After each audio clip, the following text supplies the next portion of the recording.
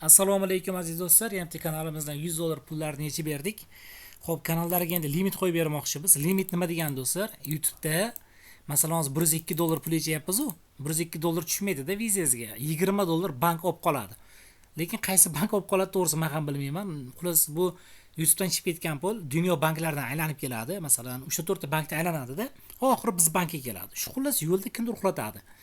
Balki bizni bank oladimi, undan oldingi bank bilmayman. Xullas kimdir uxlatadi tushunyapsam. Shuning uchun AdSense'ga limit qo'yiladi. Masalan, 100 dollar yetsam 82 tushadi-da. Lekin qarang, 200 dollar yetsam YouTube'dan undan ham 20 dollar olib qoladi. Qisqa qilib aytganda, bitta tranzaksiyadan 20 dollar olib qoladi. Shuning uchun 100 dollar bo'lganda pul yechish kerak emas do'stlar. Birinchisi, mana endi pul haqiqatan olish uchun addoshi mana yetsa bo'lar ekan degan maqsadda 100 dollar olinadi. Lekin ikkinchi, uchinchi marta pul yetgan paytingizda do'stlar 200-300 dollar limit qo'yish kerak. Mana hozir men ko'rsaman limit qo'yishdi. Shunda men misol uchun 500 dollar qo'yaman o'zimning kanallarimga. Qachonki 500 dollar pul ishlasa, keyin o'zi avtomatik chiqib ketadi pul.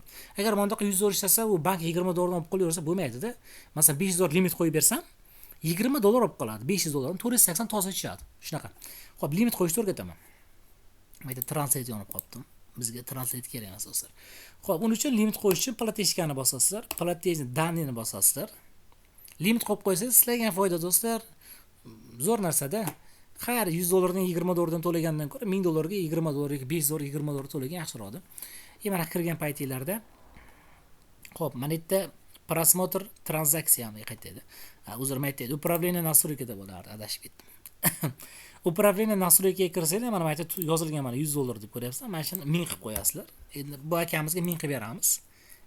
Aka aytayaptilar, 1000 dollar qilib qo'ying dedilar. Shuning uchun 1000 dollar qilib qo'ydim. Xo'p, keyin tepasiga bosib, o'zi bitta ekan. Ayrimlarda ikkita bo'lishi mumkin mana narsa do'stlar. Ikkita bo'lsa, pastdagina 1000 dollar qilib qo'yasizlar. Shunaqa. Xo'p, shunda 1000 dollar bo'lganda bundan bu yoqqa pul chiqib ketadi. Qarang, mana. Ko'rdinglarmi? Mana yozilgan mana 1000 dollar. Qachonki 1000 dollar pul ishlasalargina YouTube'dan pul chiqib ketadi. Ungacha yig'ilib turaveradi AdSense'da. Aytib o'tganim, men ham shunaqa usuldan foydalanaman. Qachonki 500 dollar bo'lsa chiqib ketadi mana kanallarim. O'rtacha shunaqa. 100-200 dollar yechmayman YouTube'dan, chunki 20 dollar bu yoq, yana bir nimalar qoplamaydi-da.